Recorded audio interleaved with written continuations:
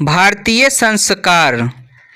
भारतीय जीवन में प्राचीन काल से ही संस्कारों के महत्व की धारणाएं किए हुए हैं।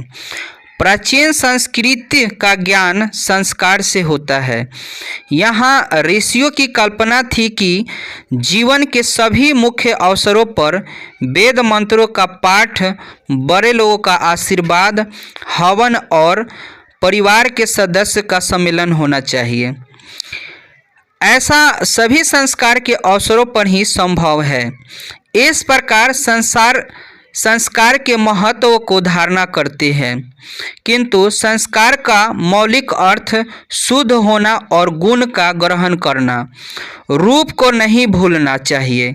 इसलिए सभी संस्कार मानव के कर्म से शुद्ध करने में, दोष को दूर करने में और गुणों को ग्रहण करने में योगदान करती है। संस्कार प्रायः 5 प्रकार के हैं। जन्म से पूर्व 3 है, बचपन में 6 है, शिक्षा काल में 5 है, गृहस्थ जीवन में संस्कार और विवाह एक संस्कार है और मरने के बाद एक जो संस्कार है। इस प्रकार 16 संस्कार होते हैं। जन्म से पूर्व के संस्कार में गर्भधान, पुंसवन और सीमांत ये 3 होते हैं। यहाँ गर्भ रक्षा, गर्भस्थ शिशु का संस्कार, विद्यमान और गर्भ स्त्री का प्रसन्नता के लिए ये सब योजनाएं किए जाते हैं।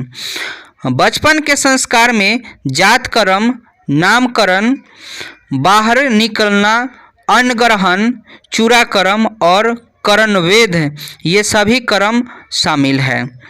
शिक्षा संस्कार में अक्षर आरंभ करना, अपनयन, वेद आरंभ करना के शांत और समापवर्तन संस्कार होते हैं। अक्षर आरंभ में अक्षर लेखन और अंक लेखन बच्चा प्रारंभ करता है।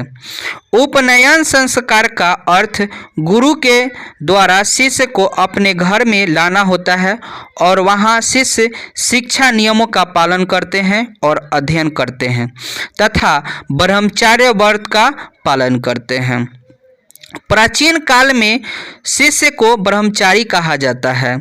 गुरु के घर में ही शिष्य वेद आरंभ करते हैं।